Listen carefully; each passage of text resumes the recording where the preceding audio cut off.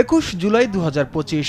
এদিন রাজধানীর উত্তরায় মাইলস্টোন স্কুল অ্যান্ড কলেজে প্রশিক্ষণ বিমান দুর্ঘটনায় পাইলট, শিক্ষার্থী, শিক্ষক ও অভিভাবক সহ প্রাণ হারান 36 জন।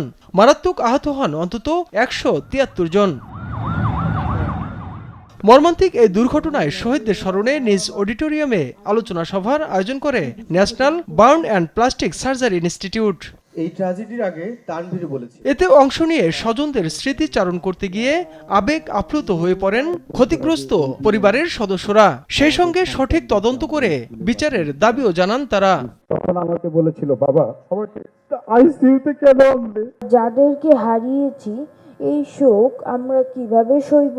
একজন মা হিসেবে এই স্মৃতি থেকে সন্তানদেরকে বের করে আনা কতটা কঠিন তা আমি প্রতিদিন অনুভব করি। তদন্ত কমিটির কোনো তদন্ত রিপোর্ট প্রপারলি এখন পর্যন্ত পাবলিশড হয়নি। এই ঘটনায় তাৎক্ষণিক চিকিৎসক পাঠিয়ে সহায়তা করে যুক্তরাজ্য, চায়না, সিঙ্গাপুর ও ভারত। অনুষ্ঠানে অংশ নিয়ে এসব দেশের রাষ্ট্রদূতরা জানান, এই ঘটনাটিকে জাতীয় দুর্যোগ বিবেচনায় বন্ধুত্বের হাত বাড়িয়ে দিয়েছিলেন তারা। The cooperation of the team under Nasser's leadership and everyone in the institute together with the international community. Partnership between India and Bangladesh is strongest when it is carried forward not only by the government but our citizens. আহতদের সর্বোচ্চ চিকিৎসা সহযোগিতার আশ্বাস দেন স্বাস্থ্যমন্ত্রী। আমাদের ডাক্তাররা নিষ্ঠার সাথে বার্ন ইউনিটে কাজ করে যাচ্ছেন।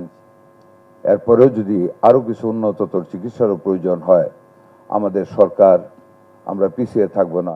বক্তব্যের শুরুতে নিহতদের গভীর শ্রদ্ধাভরে স্মরণ করেন অনুষ্ঠানের প্রধান অতিথি জিয়াউর রহমান ফাউন্ডেশনের vice president doctor Zubaida Rahman. বলেন, এই শোককে শক্তিতে রূপান্তর করে সামনের দিকে এগিয়ে যেতে হবে। আজ এমন একটি দিন, যেই দিনে আমাদের দেশ ও জাতি গভীরভাবে শোকাহত, মর্মাহত। আমি এই দুর্ঘটনায় ক্ষতিগ্রস্ত সকল পরিবারকে জানাই গভীর শোক ও আন্তরিক সমবেদনা। এই ঘটনায় সহায়তার হাত বাড়িয়ে দেওয়ার জন্য বন্ধু দেশগুলোকে ধন্যবাদ জানান doctor Zubaida Rahman. I would like to thank our friends from different countries. Taifur Rahman Tuhin, দেশ টিভি, ঢাকা।